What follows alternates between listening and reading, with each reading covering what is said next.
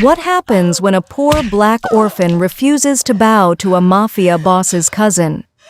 In the marble halls of Seoul's most feared criminal empire, Amina Mensa does the unthinkable. She slaps back. One moment of defiance shatters the rules of blood and power, igniting a revolution that threatens to tear apart Korea's most dangerous family. When dignity collides with privilege, when courage challenges cruelty, everything changes. This is a story of forbidden love, ruthless hierarchy, and the orphan who dared to stand when everyone else knelt. Will one woman's courage be enough to survive in a world built on fear and family loyalty, or will the mafia's code crush her before she can change it? Welcome to Afro-Korean Dynasty Stories. Relax and enjoy this interesting story. To ensure you get first-hand notification of our latest stories, please subscribe, comment where you're watching from. This story crosses borders because betrayal speaks every language. Like and share. The slap came without warning. Amina Mensa's head whipped to the side, the metallic taste of blood flooding her mouth. The crack of Min-jae's palm against her cheek echoed through the grand entrance hall of the Park estate like a gunshot. Pain exploded across her face, white-hot and immediate. For a moment, everything went silent. The 15 staff members lining the marble walls held their breath. The crystal chandelier above cast harsh, unforgiving light on the scene, a poor orphan being put in her place by her master's cousin. Min-jae stood before her, hand still raised, his handsome face twisted with contempt and satisfaction. "That's what happens when trash like you forgets where you belong," he hissed, his voice dripping with venom. "Did you really think scrubbing floors would make you human?" Amina's cheek burned. She could feel the welt already forming, the sting of humiliation worse than the physical pain. 6 months. 6 months of degradation. 6 months of racist slurs whispered just loud enough for her to hear. 6 months of impossible tasks designed to break her spirit, of being reminded daily that she was nothing, an orphan, a foreigner, a servant with no name and no one to protect her. Something inside Amina, something that had been bending under the weight of Min-jae's cruelty, finally snapped. Her hand moved before her mind could catch up. The sound of Amina's palm connecting with Min-jae's face was louder than the first slap, sharper, more final. The world stopped. Min-jae stumbled backward, his hand flying to his cheek, his eyes wide with shock that quickly transformed into murderous rage. Around them, Amina heard the collective gasp of the staff, the sharp intake of breath that spoke of absolute horror. No one touched Min-jae Kang, no one defied him, no one dared, until now. "I am not trash," Amina said, her voice quiet but clear in the suffocating silence. Her body trembled, but her gaze held steady. "I am not your property. I am a human being, and you will never put your hands on me again." Min-jae's shock transformed into pure fury. His face flushed crimson, his hands clenching into fists at his sides. "You're finished," he snarled, his voice rising to a shout. "I'll have you thrown into the streets. I'll make sure you never work again. What's going on here?" The voice was quiet, almost soft, but it cut through Min-jae's tirade like a blade through silk. Every person in the hall immediately straightened, their faces going pale with a different kind of fear. Amina turned toward the source of the voice, her heart suddenly pounding. Hyun Siok stood at the entrance to the hall, still wearing his dark suit from whatever business had occupied his morning. He was tall, his presence commanding despite the gentleness of his voice. His face was expressionless, but his dark eyes were sharp, taking in every detail of the scene before him. The red marks on both their faces, Min-jae's disheveled fury, Amina's defiant, trembling, the terrified staff frozen against the walls like statues. "Cousin," Min-jae's voice immediately shifted, becoming harder, more authoritative. He gestured sharply at Amina. "This servant just attacked me in front of everyone. I want her fired immediately. No, I want her arrested. She assaulted a member of this family." Hyun Siok's eyes moved from Min-jae to Amina. Their gazes met, and Amina felt something pass between them, some wordless communication she couldn't quite name. She had seen him around the estate over the past 6 months, always from a distance. He was nothing like his cousin. Where Min-jae ruled through fear and cruelty, Hyun Siok commanded through quiet authority. He never raised his voice, yet everyone obeyed him instantly. "Is that true?" Hyun Siok asked Amina directly, his tone neutral. "Did you strike my cousin?" Amina could have lied. She could have denied it, played the victim, thrown herself on his mercy. That's what everyone expected. That's what any sane person would do when confronted by the head of Seoul's most dangerous criminal organization. Instead, she lifted her chin. "Yes, sir, I did." A murmur rippled through the staff. Min-jae's eyes gleamed with vicious triumph. "After he struck me first," Amina continued, her voice steady despite the fear coursing through her veins, "I will not be physically assaulted by anyone, regardless of their position in this household." The triumph in Min-jae's eyes flickered. "She's lying." "Is she?" Hyun Siok's question was directed at the staff. His gaze swept across the 15 people lining the walls, witnesses to everything. Did anyone see what happened? No one moved. No one spoke. Amina could see the terror in their eyes, the desperate desire to become invisible. They had all seen Min-jae strike first. But testifying to that would mean becoming his next target. In this house, survival meant silence. "Well?" Min-jae's voice turned sharp, dangerous. "Speak up. Tell him the truth." Still, no one moved. "That's enough," Hyun Siok said quietly, his voice carrying absolute authority. He turned to Min-jae. "Show me your right hand." "What?" "Your right hand. Show it to me." Confused but compliant, Min-jae extended his hand. Hyun Siok examined it briefly, then looked at Amina's face, at the red mark blooming across her left cheek. Then he looked at his cousin's face, at the matching mark on his right cheek. "The angle is consistent with you striking first with your right hand," Hyun Siok said calmly, as if discussing the weather, and Miss Mensa responding in kind. "The force appears similar." "The marks almost identical in size and shape." Min-jae's mouth fell open. "You can't possibly believe—" "I believe the evidence." Hyun Siok's voice remained quiet, but something in his tone made Min-jae fall silent. "And I believe that in this household, no one has the right to strike another person, regardless of their position." "She's a servant," Min-jae sputtered, his composure cracking. "She's nothing. An orphan with no family, no name." "She's a human being," Hyun Siok interrupted, his voice harder now, carrying an edge that made even Min-jae step back, "and she deserves the same respect as anyone else under this roof." The silence that followed was deafening. Amina watched as emotions warred across Min-jae's face. Shock, fury, humiliation, and something that looked almost like fear. "You're taking her side?" Min-jae's voice dropped to a whisper of disbelief. "Over mine? Over family?"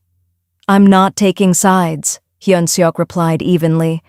"I'm stating facts. You struck her first. She defended herself." He paused, his eyes boring into his cousin. "If you want to remain in this household, you will learn that violence is not how we solve problems here. Not against staff, not against anyone." Min-jae let out a harsh, bitter laugh. "Hyun Siok, do you hear yourself? You're a crime lord, Violence is your business." "My business is separate from my home," Hyun Siok said coldly. "In this house, everyone is treated with dignity, including, especially, the staff." Min-jae's face had gone from red to white. "My mother will hear about this." "I'm sure she will." Hyun Siok turned to Amina. His expression softened, just slightly. Miss Mensa, are you injured?" The question caught Amina off guard. In 6 months, no one had asked after her well-being. No one had cared whether she was hurt or tired or struggling. And now the master of the house, the man everyone feared, was asking if she was all right. I'm fine, sir," she managed, her voice barely above a whisper. "Good." He glanced at the mark on her cheek, and something flickered in his eyes. Anger, perhaps, or regret. "You may return to your duties." He paused at the doorway, looking back. "And Miss Mensa." "Yes, sir?" "In this house, you have the right to defend yourself. Always." Before Amina could respond, Hyun Siok turned to his cousin. "Min-jae, my office, now." He walked toward the west wing, not looking back to see if his cousin followed. For a moment, Min-jae stood frozen, his face a mask of humiliation and pure, venomous rage. Then he turned to Amina, and the look in his eyes was a promise of retribution. "This isn't over," he whispered, low enough that only she could hear. "Not even close." Then he spun on his heel and followed Hyun Siok, his expensive shoes clicking angrily against the marble. As soon as they disappeared around the corner, the hall erupted into whispered chaos. The staff members crowded around Amina, their faces a mixture of awe, terror, and disbelief.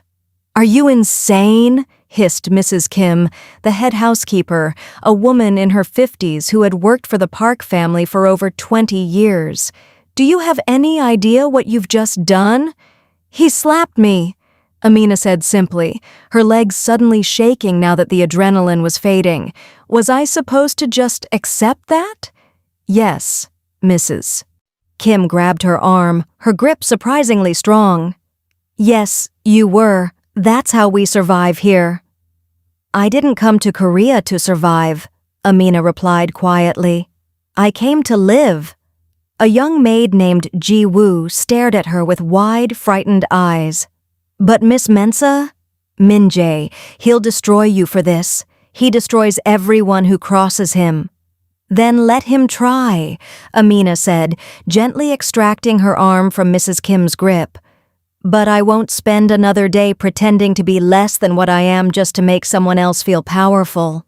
She walked away from the group, heading back toward the staff quarters, her heart pounding so hard she could hear it in her ears. Her cheek still stung. Her hands trembled. She had just slapped the cousin of a mafia boss. She had defied the man who ruled this household through terror. She had probably just signed her own death warrant. But as she replayed the moment in her mind, the shock on Min-jae's face when her hand connected with his cheek, the way Hyun Siok had defended her, the words, "You have the right to defend yourself always," she couldn't find it in herself to regret it. Some lines couldn't be crossed. Some indignities couldn't be accepted, even if standing up for yourself meant losing everything, even if courage might cost her life.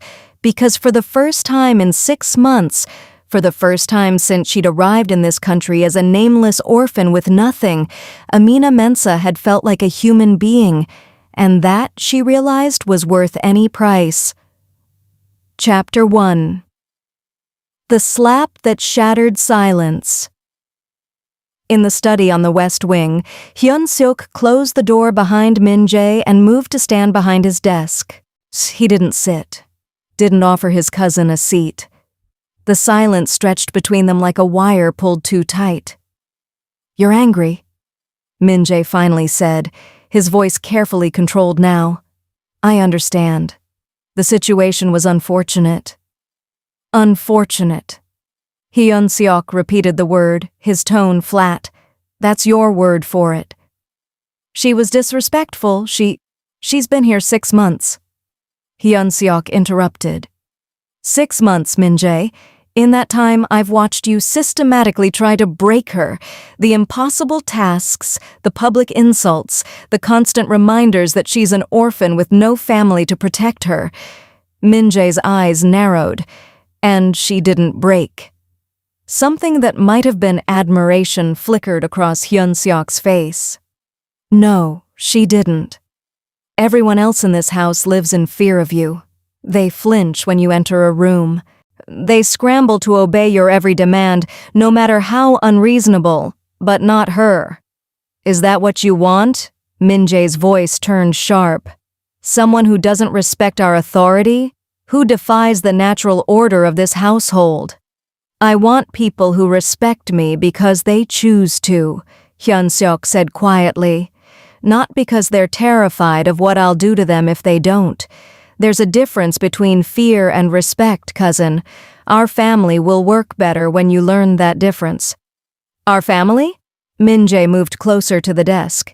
This family spent decades building what we have.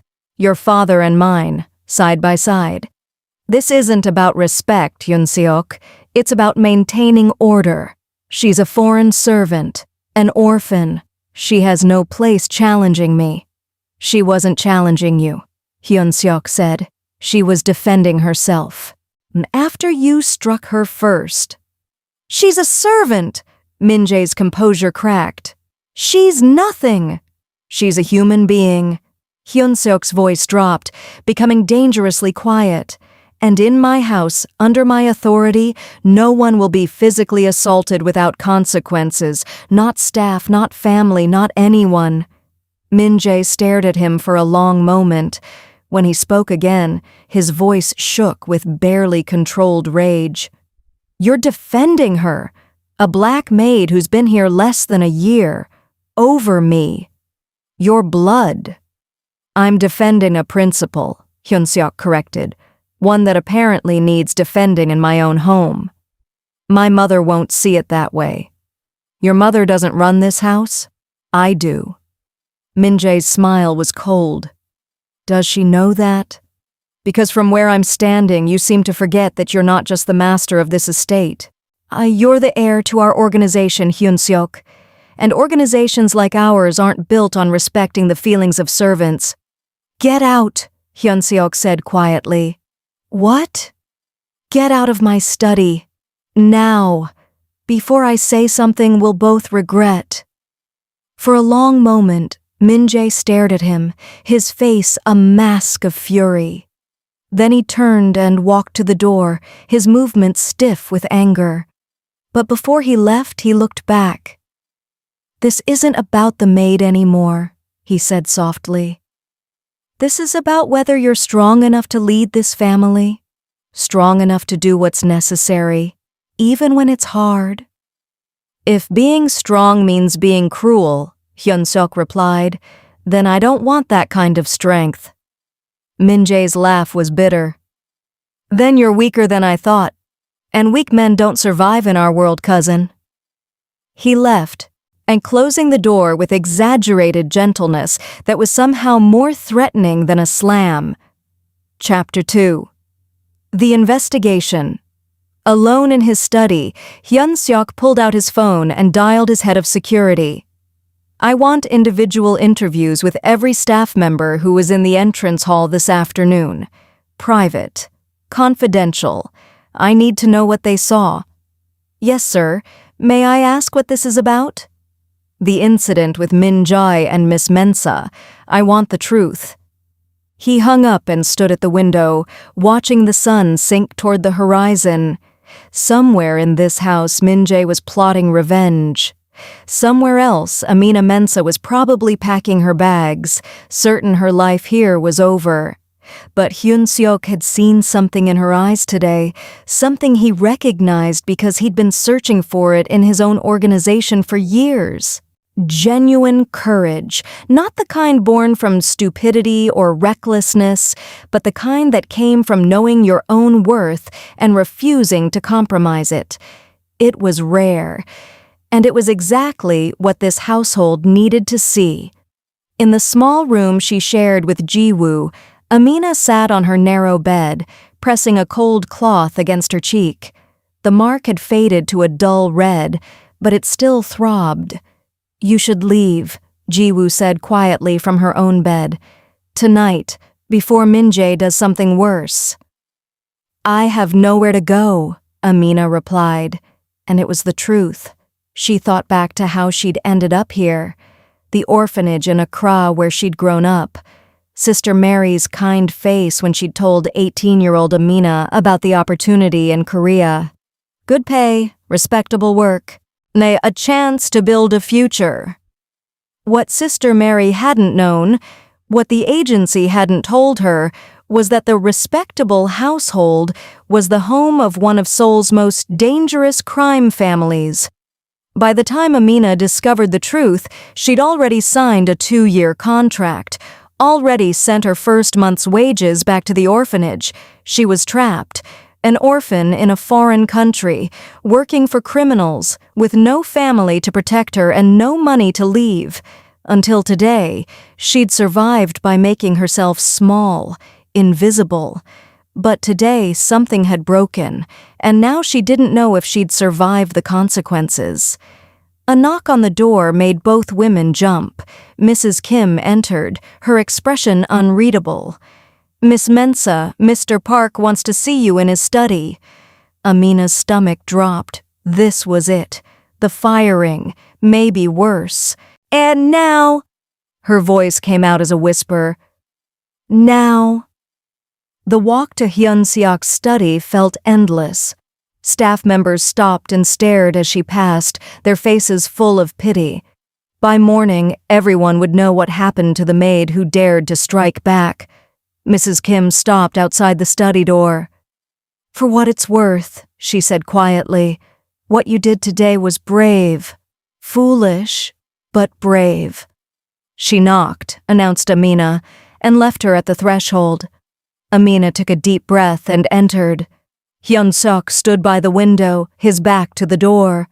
For a long moment, he didn't turn around. "Close the door," he finally said. Amina obeyed, her heart hammering. Was this where he told her to pack her things? Where he explained that despite his earlier defense, she had crossed a line that couldn't be uncrossed? "How's your face?" he asked, still not turning. The question surprised her. "It's fine, sir." "Don't lie to me." "It hurts," Amina admitted, "but I've had worse." That made him turn. His dark eyes studied her face and she forced herself not to look away. "You've had worse," he repeated. "Should I be concerned about that?" "Just life, sir. Nothing to worry about." Hyun Siok moved closer. "I called you here because I want to make something clear. I spoke with the staff, all 15 of them. Every single person confirmed that Min-jae struck you first." Amina's breath caught. "Sir, You were defending yourself," he interrupted. "I want you to understand that. But I need you to promise me something. If anyone in this house, anyone, strikes you again, you come to me immediately. Don't strike back. Let me handle it." "You're not firing me?" "Why would I fire you for defending yourself?" He looked genuinely puzzled. Because I hit your cousin. Because I caused a scene. Because you refuse to be a victim?" Hyun Siok shook his head. "Miss Mensah, I employ people because they need work, not because I enjoy having power over them. You do good work. You're respectful to everyone except those who disrespect you first. Why would I fire you?" Amina felt something loosen in her chest, some tight knot of fear she hadn't realized she was carrying. "However," Hyun Siok continued, "I am making changes. Min-jae is removed from household management. You'll report directly to Mrs. Kim, and through her, to me, and you'll have no direct interaction with my cousin unless absolutely necessary." "Sir, well, that just looks like you're protecting me." "I am protecting you," Hyun Siok said simply. Min-jae is angry, and when he's angry, he's dangerous. Until he calms down, I'm keeping you out of his reach." Before Amina could respond, Hyun Siok's phone buzzed. He glanced at the screen and something dark crossed his face. "My aunt," he said quietly. "Min-jae's mother. She's calling." He looked at Amina. "This conversation isn't over, but you should go. Tomorrow will be a long day." As Amina left, she heard him answer the phone, his voice calm but firm. "Aunt Misook, I've been expecting your call." Chapter 3. The Family Confrontation. The next morning arrived with the weight of an approaching storm. Amina woke early to find the estate already buzzing with nervous energy. Staff members whispered in corners, their faces tight with anxiety. "Mrs." Kim moved through the halls with unusual stiffness, barking orders that no one questioned. "What's happening?" Amina asked Jiwoo as they prepared for their morning duties. "Madam Park Misook is coming," Jiwoo whispered, her eyes wide with fear. "Min-jae's mother. She called last night and she's furious. Everyone's terrified."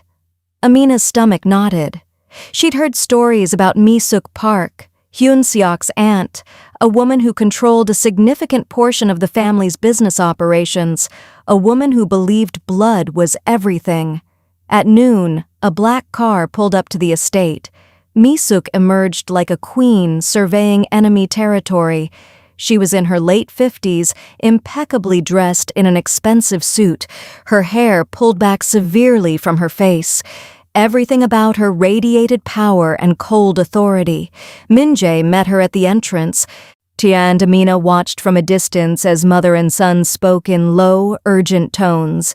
Then they swept toward Hyun Siok's office, their movements purposeful and dangerous.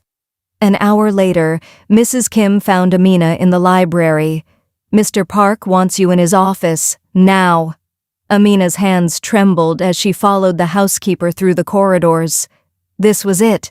The family would close ranks. Blood would protect blood, and she would be cast out, or worse. The office door was already open. Hyun Siok sat behind his desk, his face composed but his jaw tight.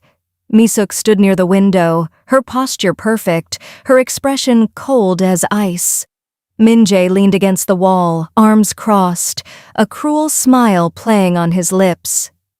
"Miss Mensah," Hyun Siok said quietly, "please, come in." Amina entered, forcing her legs to remain steady. Misook's eyes swept over her with open disgust. "So this is the girl who thinks she can strike my son without consequences." "Aunt Misook," Hyun Siok began, but she raised a hand to silence him. "I'm speaking." She moved closer to Amina, studying her like an insect under glass. "Do you know who I am, girl?" "Yes, ma'am." "You're Madam Park, mother of Min-jae." "I am the woman who helped build this family's empire," Misook corrected sharply. "I am the woman who ensured my nephew would inherit power instead of chaos. And I will not tolerate a foreign servant disrupting what we've built." She turned to Hyun Siok. "You humiliated my son over a servant, a foreign orphan with no family, no name, no value. Your father would be ashamed." "My father," Hyun Siok said, his voice quiet but firm, "taught me that leadership is about protecting the powerless, not empowering bullies." Misook's face hardened. "Don't you dare use your father's memory to justify this weakness. It's not weakness to demand that people in my household treat each other with basic dignity." "She struck my son," Misook's voice rose, "in front of witnesses, and you defend her." "After he struck her first," Hyun Siok said calmly. "Every witness confirmed it." Misook turned back to Amina. "Is this true? Did my son hit you first?" Amina met her gaze steadily. "Yes, ma'am, he did." "And do you regret what you did?" The room seemed to hold its breath. Amina could feel Min-jae's eyes burning into her, willing her to cower, to apologize, to prove she knew her place. No, ma'am, Amina said quietly. I defended myself. I'd do it again. The silence that followed was suffocating. Misook's eyes narrowed to slits. You dare? That's enough, Hyun Siok interrupted, standing. Amina, you may go. No, Misook snapped. She stays. I want her to hear this. Min-jae will be reinstated to his position by the end of the day. This girl will be disciplined, and you, nephew, will remember where your loyalties should lie. My loyalties lie with doing what's right, Hyun Siok said. Min-jae's position is my decision, not yours, and Miss Mensa has done nothing that requires discipline. Min-jae pushed off from the wall, his casual demeanor dropping away. Careful, cousin, you're making enemies you can't afford. Is that a threat? It's a fact. Min-jae's smile was cold. Accidents happen, especially to people with no one to protect them. Then it's good that Miss Mensa has someone to protect her now, Hyun Siok said. He pulled out his phone and made a call. Jin-ho, I need you at the estate immediately. You'll be assigned to personal security. He hung up and looked at Amina. Jin-ho will be your bodyguard. He'll ensure your safety while you're here. This is insane! Misook's composure finally cracked. You're assigning security to a maid? I'm assigning security to someone who's been threatened, Hyun Siok corrected. In my house. By my family. Misook stared at him for a long moment, then turned and walked to the door. Min-jae followed, but he paused at the threshold.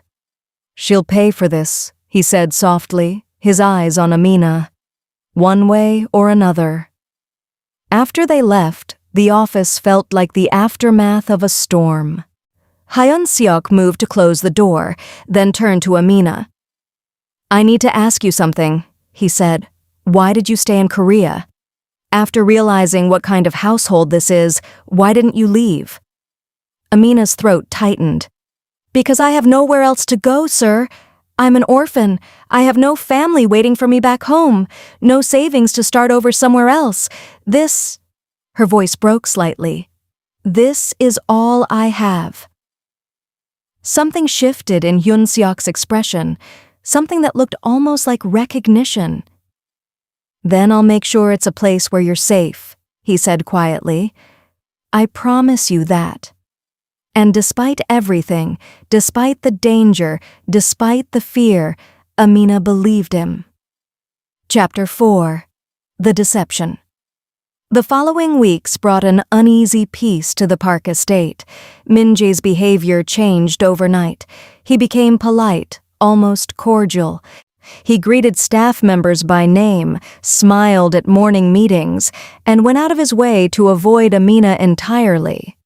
To anyone watching, it seemed he had learned his lesson and moved on. But Amina saw the calculation in his eyes when he thought no one was looking. The way he watched her from across rooms, his expression unreadable. Jin-ho, her newly assigned bodyguard, noticed it too. He's planning something, Jin-ho said one evening as he walked her back to her quarters. He was a quiet man in his 30s. Built like a wall, with eyes that missed nothing. Men like Min-jae don't forgive, they wait. Meanwhile, Amina's duties had shifted. Mrs. Kim assigned her to manage Hyun Siok's private office, organizing files, managing his schedule, ensuring his workspace remained orderly. It meant spending hours each day in his presence. At first, and they barely spoke beyond necessary exchanges. But gradually, as days turned to weeks, conversations began.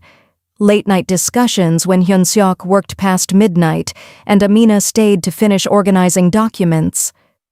My father built this organization on loyalty, Hyun Siok said one night, staring at papers spread across his desk. But somewhere along the way, people confused loyalty to principles with loyalty to power. I'm trying to change that, to make us into something better. That sounds lonely, Amina said quietly. He looked up, surprised. It is. These moments felt dangerous, not because of any threat, but because of how comfortable they were becoming, how Amina found herself looking forward to their conversations, how Hyun Siok's expression softened when she entered the room. Then the thefts began. First, an Ming Dynasty vase disappeared from the vault wing, then an antique jade figurine, then a set of gold coins worth millions. Small items, easily concealed but priceless. All of them vanished during Amina's cleaning shifts in that section of the estate. The whispers started immediately. Staff members who had begun warming to her now avoided eye contact. Conversations stopped when she entered rooms. Even Ji-woo seemed nervous around her. "People are talking," Mrs. Kim said one morning, her voice tight. "They're saying you're the only common factor in all the thefts." "I didn't take anything," Amina protested. "I want to believe you," Mrs. Kim replied. "But the evidence—" She trailed off, shaking her head, and walked away. Amina felt the walls closing in. Each day brought new suspicion, new isolation. The staff who had witnessed her courage now saw only a potential thief. Even Jin-ho seemed more watchful, though he said nothing. It was Jin-ho who finally confirmed her fears. "Someone's setting you up," he said quietly one evening, checking the corridor before speaking. "The timing is too perfect. The items only disappear when you're assigned to that wing. Someone knows your schedule." "Min-jae," Amina whispered. "I can't prove it. But be careful. Whoever's doing this is being very smart about it." That night, Amina worked late in Hyun Siok's office, trying to lose herself in organizing files. But her hands shook, and she could feel tears threatening to break through her composure. "You're upset," Hyun Siok said, looking up from his work. "What's wrong?" "Nothing, sir." "Amina." It was the first time he'd used her first name. "Talk to me." "The thefts," she said quietly. "People think I'm responsible. They're afraid of me now, and I don't know how to prove I'm innocent." Hyun Siok set down his pen and studied her. "Do you trust me?" Yes, sir." "Then trust that I will find the truth. I don't believe you're a thief." "Why?" The question burst out before she could stop it. "Why do you care what happens to me? I'm nobody, just a servant." Hyun Siok stood and moved around his desk, stopping a few feet from her.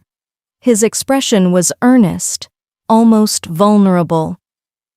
"Because you're the first person in this house who's shown real courage," he said. "Everyone else either fears me or tries to use me. But you stood up for yourself even when it could have cost you everything. That's rare, and it matters." Amina's breath caught. The space between them felt charged, but heavy with things neither could say. "Someone is trying to destroy you," Hyun Siok continued, his voice dropping. "And I won't let that happen. Do you understand?" Before Amina could respond, Jin-ho appeared at the door, his face urgent. "Sir, there's been another theft. The security team found evidence in—" He paused, glancing at Amina with something like pity. "In the staff quarters. They're searching rooms now."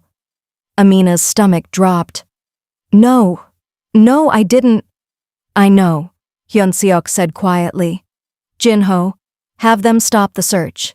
I'll handle this personally." But as Jin-ho left, Amina saw the truth in Hyun Siok's eyes. He believed her. But that might not be enough to save her. Chapter 5. The Trap Springs. 3 days later, the most valuable piece in the Park family collection vanished. That the 15th century jade seal, a priceless artifact that had belonged to a Korean emperor, disappeared from the vault overnight.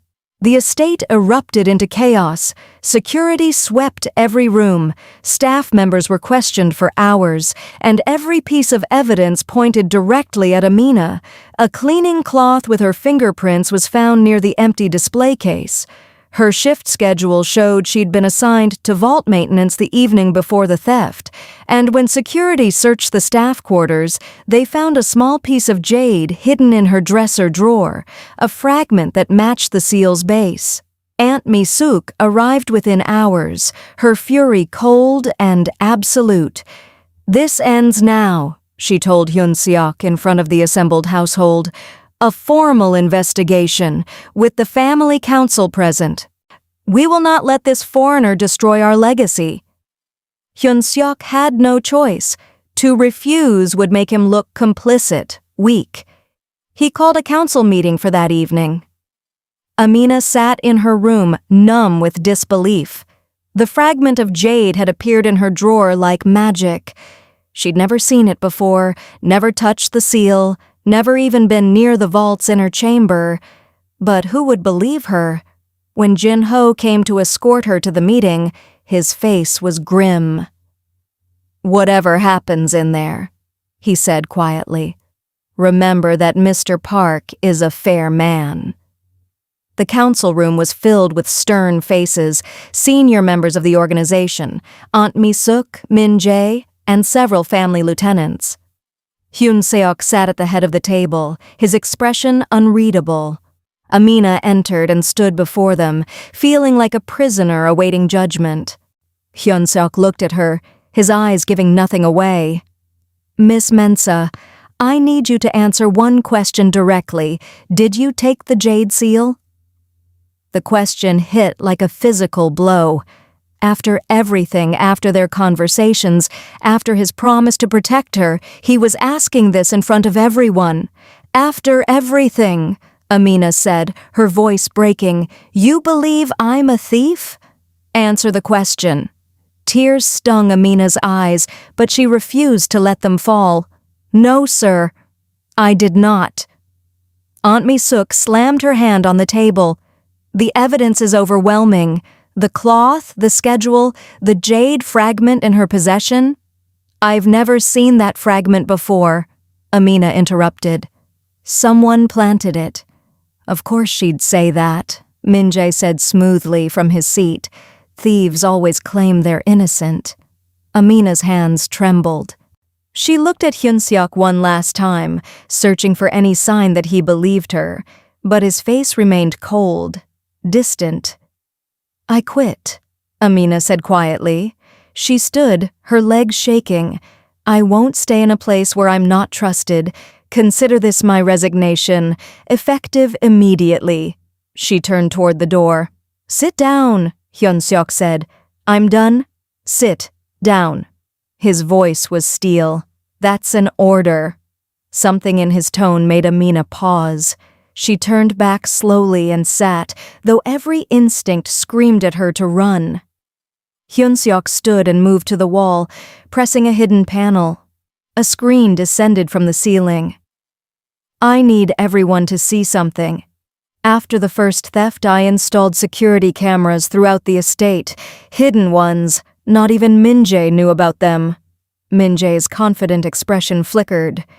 "What I'm about to show you," Hyun Siok continued, "was recorded over the past 3 weeks. The first video appeared. It showed Min Jae entering Amina's room late at night while she slept. He moved silently to her dresser, placed something inside, and left. The second video showed the vault corridor. Min Jae entering with a key, taking items, carefully wrapping them. The third showed him planting Amina's cleaning cloth near the display case. The fourth showed him breaking the jade seal's base, pocketing the artifact and leaving the fragment. The room exploded. Lieutenants shouted over each other. Aunt Misook stood, her face white with fury. "This is fabricated!" she screamed. "Edited! You can't trust—" "The timestamps are verified," Hyun Siok said coldly. "The security company will confirm. Your son has been systematically framing Miss Mensah for weeks." All eyes turned to Min-jae. His mask of confidence had shattered, replaced by panic. I was trying to protect the family," he stammered. "She's a threat, an outsider who—" "You're a liar and a thief," Hyun Siok interrupted. "And you tried to destroy an innocent person to cover your humiliation." He turned to the council. "Min-jae Kang is banished from this organization, permanently. He will leave this estate tonight and will have no further association with family business." "No," Aunt Misook moved toward her nephew.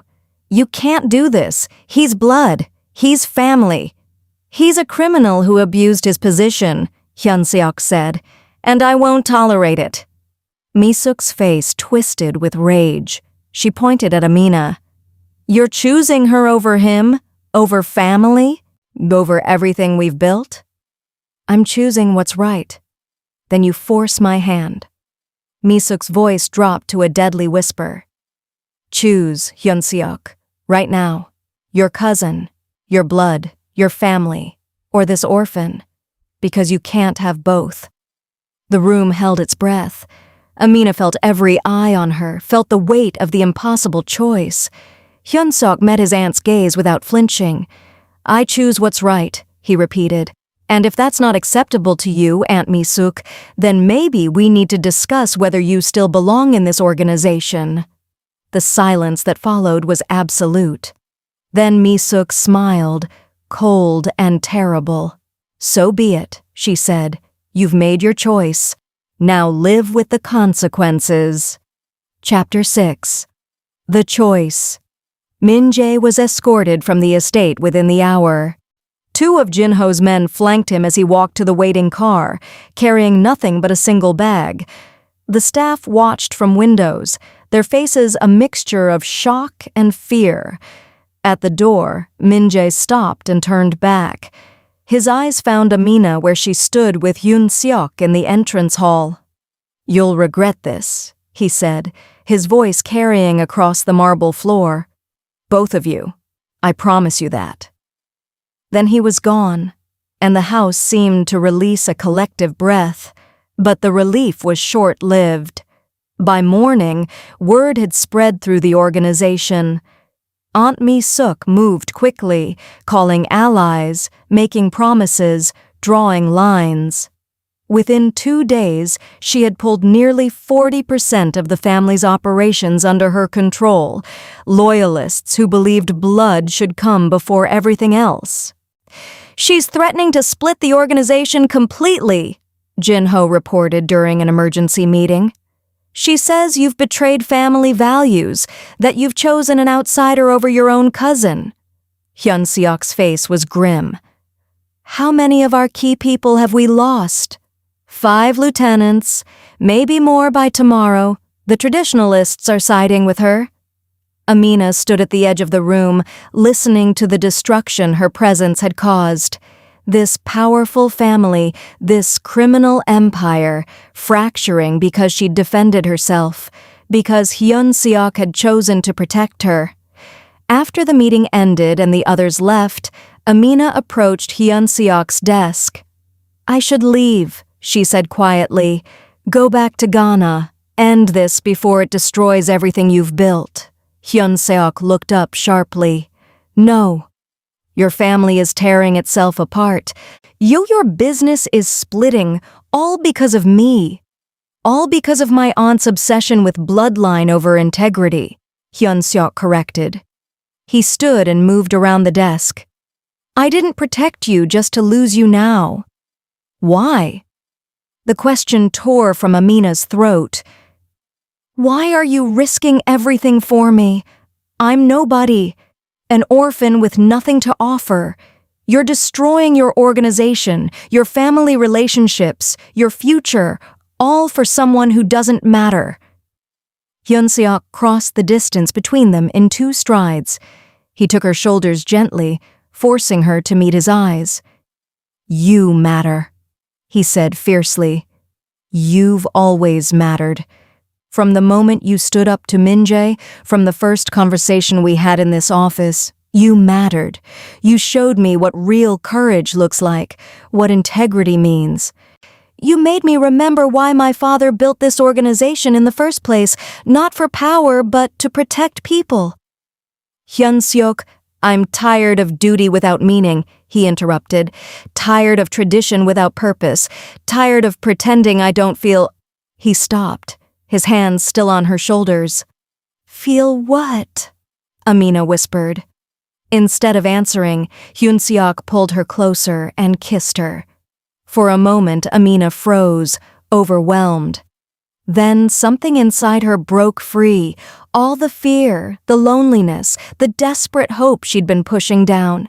She kissed him back, her hands finding his face, holding him like he might disappear.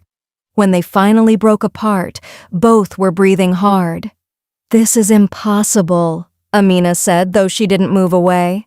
The world won't accept us. Your family won't accept us. Then we'll build something new, Hyun Siok said. Together. A knock shattered the moment. Jin-ho entered, his face urgent.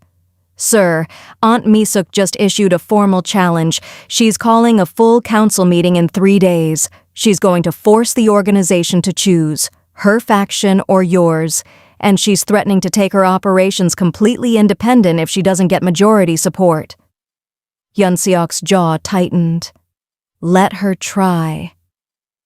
Jin-ho left, and silence filled the office. Amina stepped back, reality crashing down. I should go, she said, before this gets worse, before people get hurt because of us.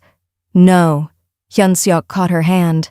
I need to know something. If you stay, if we do this together, it's going to be hard, dangerous. My aunt won't stop. Min-jae will come after us. You'll face things I can't protect you from. So I'm asking, will you stay?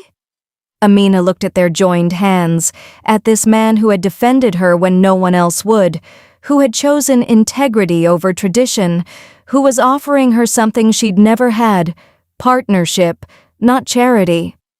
I've spent my whole life running from places I didn't belong, she said slowly. I'm tired of running. If you'll have me, if you'll stand with me, then I'll stay. And we'll build something better than what came before. Together. Hyun Siok pulled her close again, resting his forehead against hers. Then we fight. Together. But even as they stood there, drawing strength from each other, Amina knew the real war was just beginning. Across Seoul, in a cheap hotel room, Min-jae sat with a burner phone making calls. His humiliation burned like acid in his veins. And they'd taken everything, his position, his dignity, his place in the family. But he wasn't finished, not even close. He had connections, resources, and most importantly, he had nothing left to lose.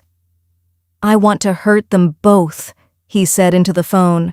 I don't care what it costs. Make them pay. The person on the other end listened, then agreed. Revenge, Min-jae decided, would be very sweet indeed. Chapter 7. The War for Loyalty. The split came swiftly and brutally. Within a week, Aunt Misook had pulled 40% of the organization under her control. Key lieutenants, senior operators, and several business fronts shifted their loyalty to her faction. She called it preserving family values. Everyone else called it what it was, a civil war. Business operations ground to a halt as both sides fought for control. Supply chains broke down. Territory disputes erupted. Money that should have flowed smoothly now tangled in frozen accounts and contested agreements. Hyun Siok worked 18-hour days, trying to hold together what remained. Amina rarely left his side, managing communications, organizing meetings, becoming his unofficial second-in-command despite the whispers that followed her everywhere. The attack came on a Tuesday evening. Amina was walking from the main house to the staff quarters when Jin-ho suddenly grabbed her arm and yanked her sideways. A bullet cracked into the stone wall exactly where her head had been a second before. Run! Jin-ho shouted, pulling his weapon and returning fire toward the gardens. They made it inside as more shots shattered windows. Security flooded the grounds, but the shooter had vanished like smoke. Hyun Siok found Amina in his office 20 minutes later, still shaking.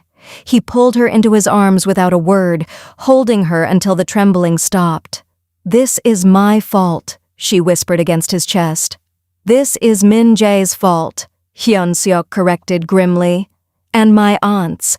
They're trying to force us to break. Maybe we should—" "No." He pulled back to look at her.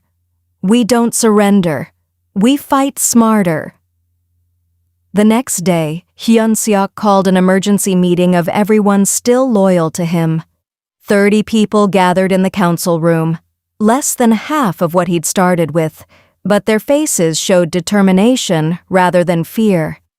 "This organization was built on loyalty," Hyun Siok began, his voice carrying to every corner.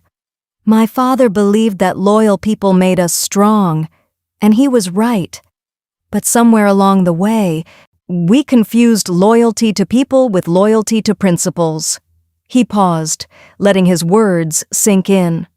"My aunt says I've betrayed family by choosing an outsider over blood, but I didn't choose Amina over Min Jae. I chose integrity over cruelty, merit over birthright, the future over the past." Several council members shifted uncomfortably. A few nodded.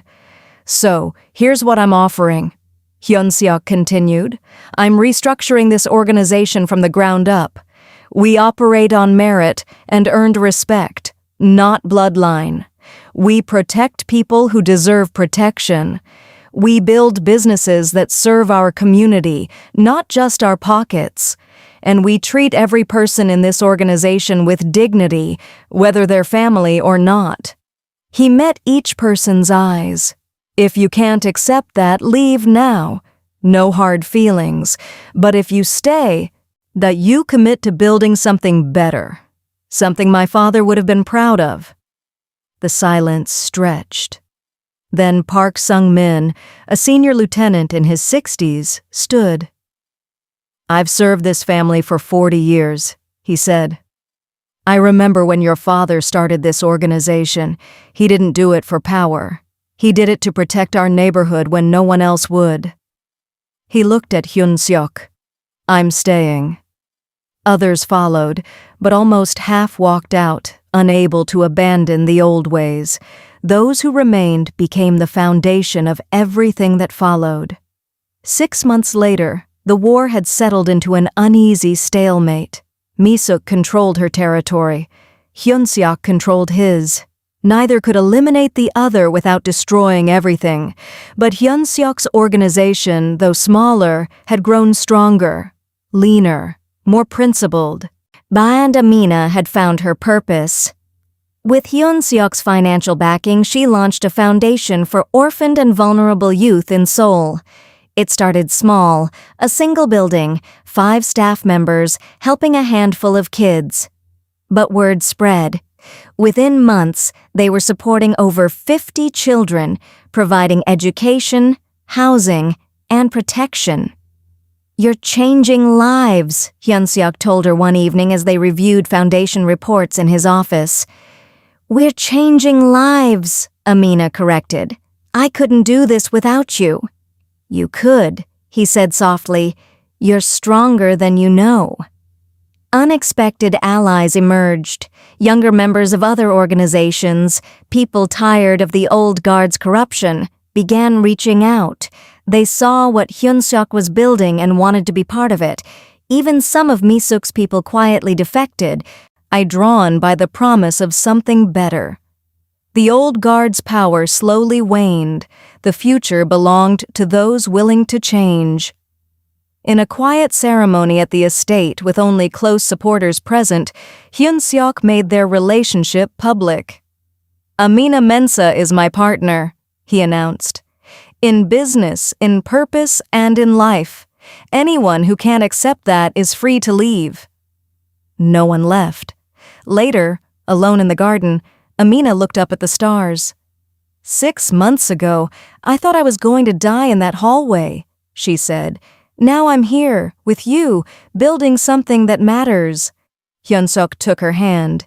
You slapped back, and everything changed. We changed it, Amina corrected, together. He kissed her under the stars, and for the first time since this war began, Amina believed they might actually win. But Chapter 8. The Transformation. 18 months after the slap that changed everything, the Park estate was unrecognizable.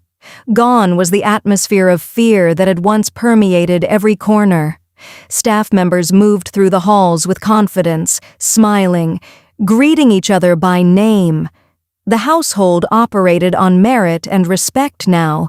Promotions were earned, not inherited. Mrs. Kim had been elevated to estate director with real authority and a salary that reflected her value. Amina's foundation had grown beyond her wildest dreams. 50 orphans now lived in 3 safe houses across Seoul, receiving education, counseling, and job training. Former street children were learning trades, going to university, building futures they'd never imagined possible. And Hyun Siok's organization, though smaller than before the split, was thriving. His new approach, loyalty through integrity, power through merit, had attracted a new generation of leaders, young, ambitious people who wanted to build something meaningful, not just profitable. To celebrate the estate's transformation, Hyun Siok organized an anniversary gathering. Not the stiff, formal affairs of the past, but a genuine celebration with music, food, and laughter. The staff assembled in the renovated Great Hall, their faces bright with anticipation. Many wore traditional Korean hanbok mixed with modern touches, a visual representation of old meeting new. 18 months ago, Hyun Siok began, standing before them with Amina at his side. This house operated on fear. People obeyed because they were afraid of consequences, but fear doesn't build loyalty. It builds resentment. He gestured to the gathered crowd. Look at what we've built instead. A household where people are valued, where merit matters more than birth, where everyone is treated with dignity. Ji-woo, now head of housekeeping, stood to speak. Before Miss Amina came, I accepted abuse because I thought I had no choice. Watching her stand up to Min-jae taught me that I deserved better, that we all deserved better. This household saved my life. Others shared similar stories, young staff members who'd been promoted based on skill, older workers finally respected for their experience, a culture transformed from the inside out. Then Hyun Siok turned to Amina, pulling a small velvet box from his pocket. I have something for you, he said softly, opening it to reveal a delicate necklace. On 2 charms hung from the chain, a Ghanaian adinkra symbol representing strength and a Korean lover's knot. 2 worlds, he said, fastening it around her neck. 1 bond. Amina touched the charms, tears filling her eyes. It's beautiful. Amina Mensa, Hyun Siok said, and suddenly the room went quiet. He took both her hands, and she realized with a shock what was happening. 18 months ago, you slapped back when someone tried to break you. You showed me what real courage looks like, what integrity means. You changed me, changed this household, changed everything. He dropped to one knee, and Amina's hands flew to her mouth. I don't want to build this future without you, Hyun Siok said. Not as my partner in business, but as my partner in everything. Amina, will you marry me? Through her tears, Amina could barely speak. Yes, she whispered. Yes, of course, yes. The household erupted in cheers. Ji-woo was crying. Mrs. Kim wiped her eyes with her apron. Even Jin-ho, stoic as ever, was smiling. Hyun Siok slipped the ring onto Amina's finger and stood, pulling her into a kiss as applause thundered around them. The wedding planning began immediately. Amina wanted to honor both her Ghanaian heritage and Hyun Siok's Korean traditions. They designed a fusion ceremony, kente cloth mixed with hanbok silk, traditional Korean bows alongside Ghanaian drumming, a celebration that bridged two worlds. "Your father would have loved this," Amina said one evening as they finalized details. "He would have loved you," Hyun Siok corrected. "He always said the measure of a person is how they treat those who can do nothing for them. You've spent 18 months proving that every day." But not everyone celebrated their happiness. Across Seoul, in a small apartment paid for with what remained of his savings, Min-jae stared at photos of the engagement celebration. Someone still loyal to him had sent them. Images of Amina and Hyun Siok, radiant with joy, surrounded by people who genuinely cared for them. The bitterness in Min-jae's chest burned like acid. He'd lost everything because of that orphan. His position, his dignity, his place in the family, while she gained everything. His phone buzzed, a message from his mother. "Leave it alone. Move on." But Min-jae couldn't move on. Wouldn't move on. Not yet. The wedding took place on a beautiful spring day. The estate gardens were transformed into a vision of two cultures united. Guests included Amina's childhood friends flown in from Ghana, leaders from both the old and new organizations, children from the foundation, and staff members who'd become family. Amina wore a dress that merged Korean and Ghanaian styles, white silk with kente cloth accents, intricate beading that told the story of her journey. Hyun Siok wore traditional Korean wedding attire with subtle touches honoring her heritage. As they exchanged vows under an arch decorated with both Korean peonies and Ghanaian hibiscus, Amina thought back to that day 18 months ago. The slap, the terror, the certainty that her life was ending. Instead, it had been just the beginning. "I promise to stand with you," she said, her voice clear and strong, "to build with you, to never stop fighting for what's right." "I promise to honor you," Hyun Siok replied, "to protect what we've built, to choose love and integrity over tradition and fear, every single day."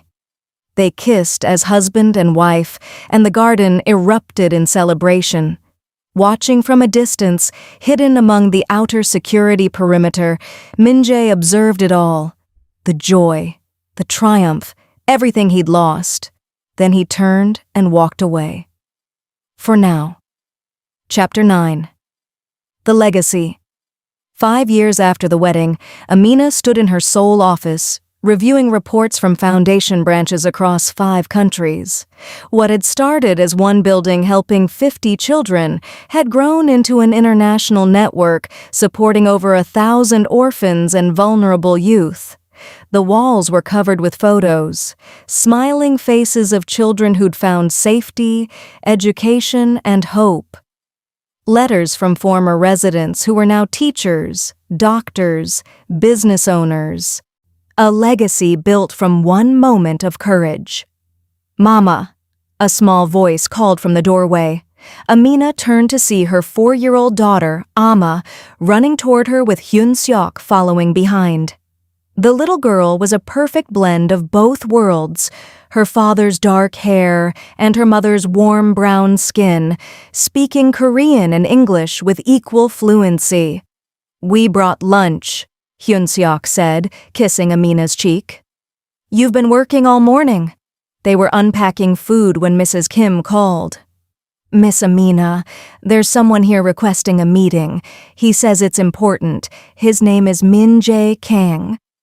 The name hung in the air like a ghost from the past. "Should I have security remove him?" Mrs. Kim asked.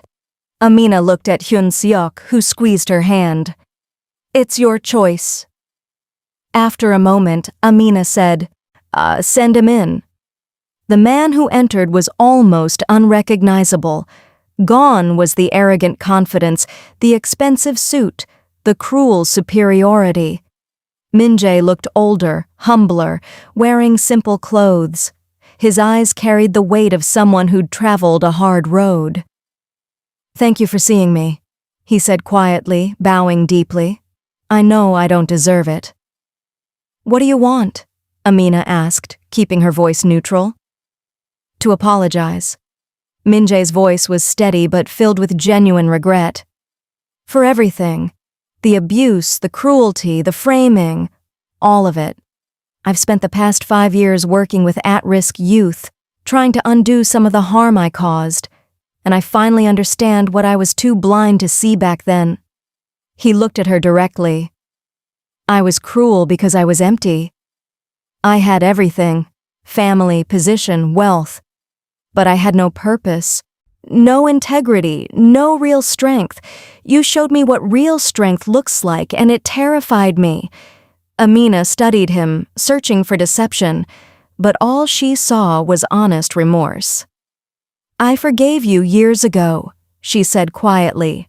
"Not for you, but for me. Holding anger was too heavy. It would have poisoned everything good I was trying to build." Minjae nodded, tears forming in his eyes.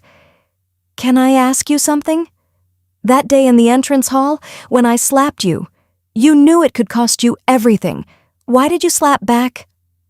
Amina was quiet for a moment, remembering that pivotal instant when something inside her had finally snapped. "Because I realized that some things are worth more than survival," she said. "Dignity, self-respect, the right to exist without shrinking. I'd spent my whole life making myself small, accepting abuse because I thought that was the price of having a place in the world." She looked at Hyun Siok, then at little Amma playing nearby. "But that day I understood that I deserved better, that everyone deserves better. And if I didn't stand up for myself, I'd be teaching everyone watching that it was okay to treat people like me as less than human." Minjae wiped his eyes. "Thank you for your forgiveness and for the lesson, even though I fought against learning it for so long." After he left, Hyun Siok pulled Amina close. "You okay?" "I am," she said, surprised to find it was true. "He's changed. People can change. Because you showed them how," Hyun Siok said softly. A week later, Amina stood on a stage at an international orphan advocacy conference. Hundreds of faces looked up at her, social workers, policymakers, former orphans who'd built new lives. "My story started with one slap," she began. "Not a slap of cruelty, but a slap of courage. A moment when I finally said no to being treated as less than human." She paused, gathering her thoughts. "That moment taught me something powerful. When you stand up for yourself, you don't just change your own life. You give everyone watching permission to stand up too. You show them that dignity matters, that they matter." She looked out at the audience, seeing herself in so many faces. "I was a poor orphan who slapped a mafia boss's cousin. Everyone said I was finished. But that act of defiance became the foundation for everything that followed. It taught me that courage isn't about being fearless. It's about being terrified and standing up anyway." That evening, Amina, Hyun Siok, and Amma sat in the estate gardens, watching the sunset paint the sky in brilliant colors. Little Amma played nearby, building castles in the grass, completely unaware of the battles her parents had fought to create this peaceful moment. "Do you ever think about that day?" Hyun Siok asked, his arm around Amina's shoulders. "Every day," Amina admitted. "It changed everything." "You changed everything," he corrected. Amina shook her head. "We changed everything, together." Amma ran over, climbing into her mother's lap. "Mama, tell me the story again, about how you were brave." Amina smiled, pulling her daughter close. Once upon a time, there was a girl who learned that being brave doesn't mean being strong enough to never fall down. It means being strong enough to stand back up. As the sun dipped below the horizon, Amina thought about how far she'd come. From an orphan with nothing to a woman who'd built a family based on choice, not blood. A family built on love, integrity, and the simple truth that everyone deserves dignity. The slap heard through the marble halls of the Park estate had been more than an act of defiance. It had been a declaration. I exist. I matter. I will not be erased. And from that single moment of courage, everything changed.